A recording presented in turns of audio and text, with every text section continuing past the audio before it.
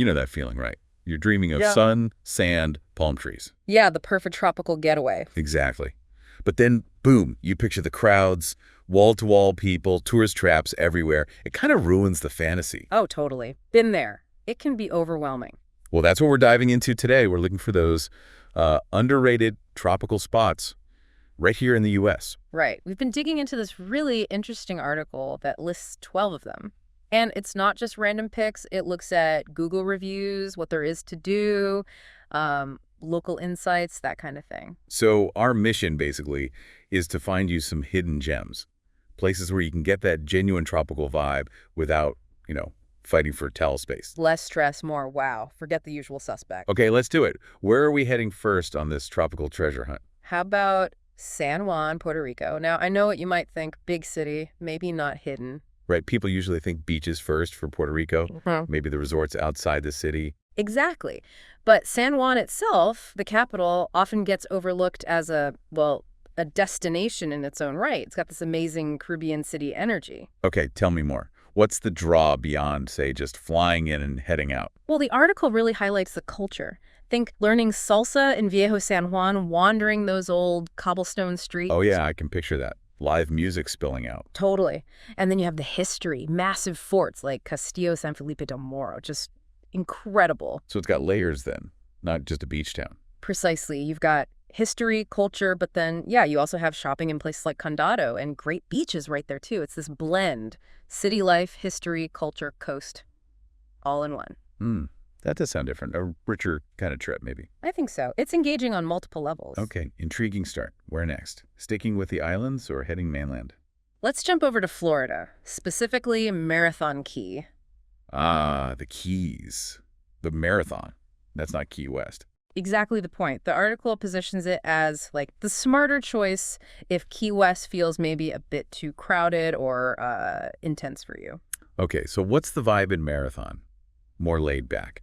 Definitely seems that way. It talks about renting kayaks, exploring mangrove swamps. Ooh, I like the sound of that. Getting into nature. Yeah, finding those hidden spots away from everything. More about connecting with that unique Keys environment, maybe. Less about the party, more about the place itself. Kind of, yeah. And for fishing fans, it mentions charter companies like Toucans, feels very local, very authentic. Right. Plus, you still get resorts, but they're often along canals or the coast, maybe a bit quieter, feels more relaxed, maybe more locals around than pure tourists. A different slice of the Keys life. Okay, I'm seeing a pattern here, finding the alternative. Florida's got more for us. It does. Next up, Venice, Florida. Venice, Florida. Okay, not the Italian one, obviously. No, Gulf Coast. And the article calls it full of epic experiences and highlights, even though it flies under the radar compared to other Florida spots. Epic experiences, like what makes it stand out? Well, beaches, for one, long stretches of sand. Downtown Venice Beach gets a mention for volleyball, body surfing, your classic Florida beach day. Sounds nice, but epic. Is there more? I think the epic comes from the whole package in a less crowded setting. You've got the beach, but also like charm, Venice Avenue for shopping jewelry, souvenirs, that sort of thing. Okay, so a proper town center. Yeah, historic downtown area, good restaurants, interesting architecture like in Centennial Park. It feels like a real place, not just a strip mall by the beach. And history, too. A bit. There's the 1927 historic Venice Train Depot, a local museum.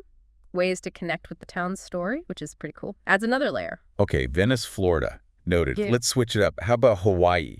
Always popular, but are there underrated spots there? Absolutely. The article takes us to Hilo on the Big Island. Hilo. Right, not Honolulu or Maui. What's the deal with Hilo? It's definitely smaller, gets fewer visitors than Honolulu, but apparently there's still tons to do. The big draw seems to be the nature. It's like incredibly lush. Lush how? Rainforests. Exactly. Think visiting the Mauna Kea Cloud Forest Bioreserve. Waterfalls, cloud forests, literally walking in the clouds, amazing plants, rare animals. It sounds wild. Wow, okay. That's a very different picture of Hawaii than just Waikiki Beach. Totally different vibe. More about that raw natural beauty, Yeah. you know. Their culture, too. Museums. Oh, yeah. The Mokupapa Discovery Center for Marine Life and the Lyman Museum for Hawaiian History, so you can really learn about the place. And beaches. It is Hawaii. Still got beaches, like Yeah. Onekakaha Beach Park. And wildlife tours, spotting sea turtles, dolphins, maybe even whales, so you get that classic Hawaii experience. Just maybe a bit quieter. more intimate. Hilo. Got it. Okay, let's see. Where are we bouncing back to now? Back to Florida, West Palm Beach this time. West Palm Beach. Okay, I know that name. How is it underrated? Seems fairly well known. Maybe lesser visited compared to Miami or Orlando for a full-on tropical vacation focus. The article frames it as having those tropical vibes, yeah, but also great dining, nightlife, and still good nature access, a balance. Okay, so what's the vibe there? What kind of activities? It mentions shopping at City Place. The Clematis Splash Park on Clematis Street sounds like a lively downtown area. Some energy. Yeah, but then you can easily switch gears. Private fishing charters, jet ski rentals, kayaking along Lake Worth Lagoon. Yeah. Lots of wildlife potential there, too. So you could dip into the city buzz, then escape to the water. That's the idea. Flexibility. You can even tour Lake Okeechobee nearby, apparently. See some real Florida wilderness, catch a sunset. That's definitely off the typical tourist track. Yeah, Lake Okeechobee, that's different. Okay, West Palm. Interesting mix. Where to next? Let's go back to Hawaii, but a really different island experience. Molokaʻi. Molokaʻi. Okay, that one definitely feels less common. It's between Maui and Oahu, right? That's the one. The article paints it as really rich in culture and landscape, much less developed than its neighbors. So quieter, more traditional. Seems like it. Staying in a hotel along the Kaunakakai coast, as mentioned, and taking trips into the interior, seeing huge palm trees, rare plants. Sounds very untouched. Immersive nature again. What about the cultural side? Big focus on that. Trying traditional food like poi, plate lunch, maybe even a private luau experience, more authentic than the huge commercial ones, perhaps. Oh, that sounds special. Connecting with the real Hawaii.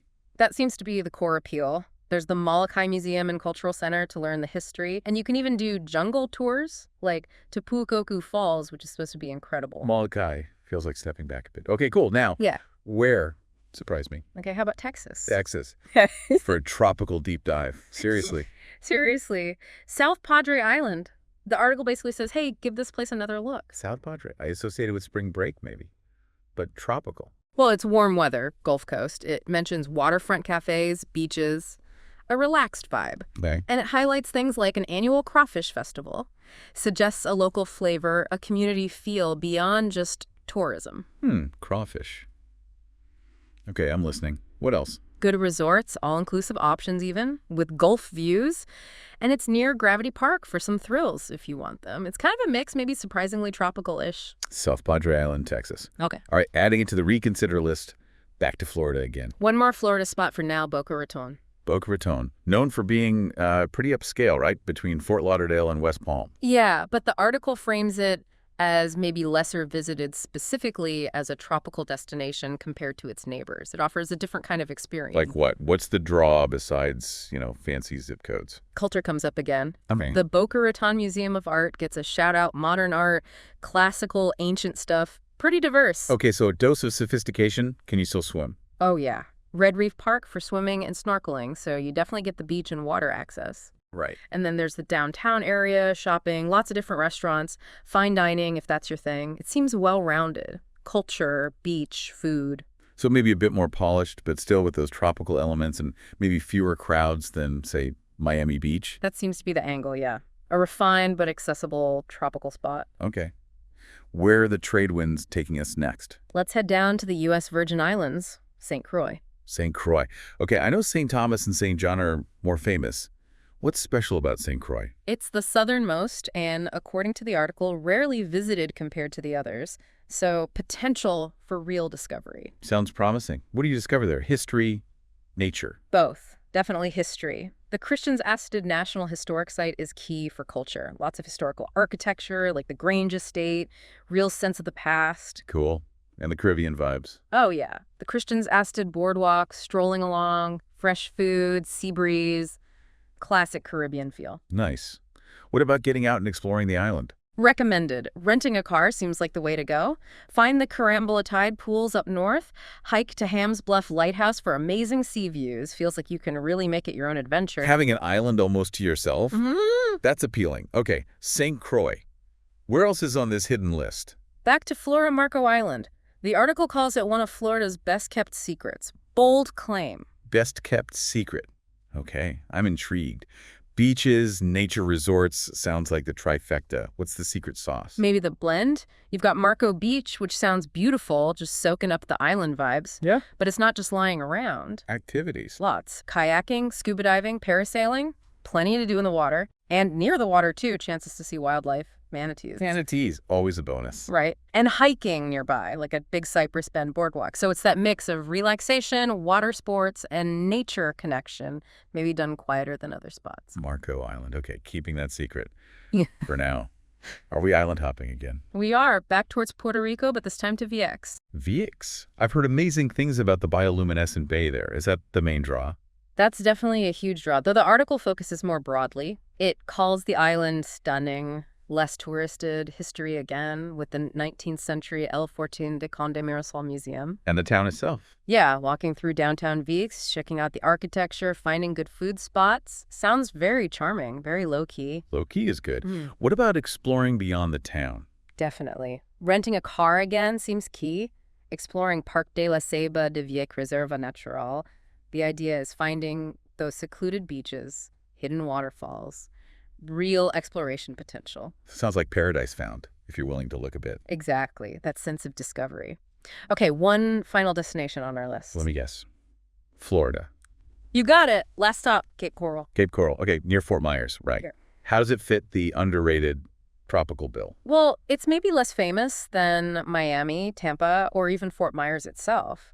But the article says it's charming, plenty to do. It mentions Sunsplash Family Water Park, so it's got family appeal. But also nature. Seems to be a theme. Definitely.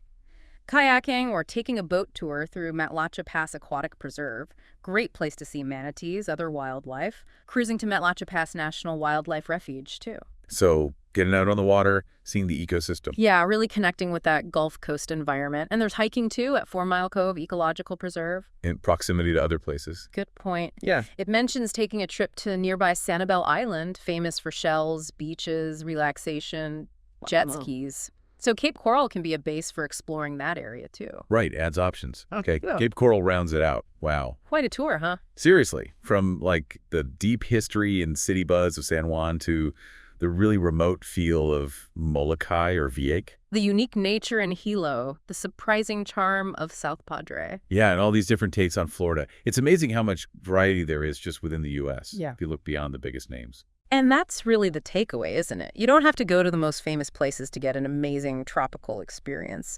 These spots often offer something, more genuine, less crowded for sure. Definitely less crowded.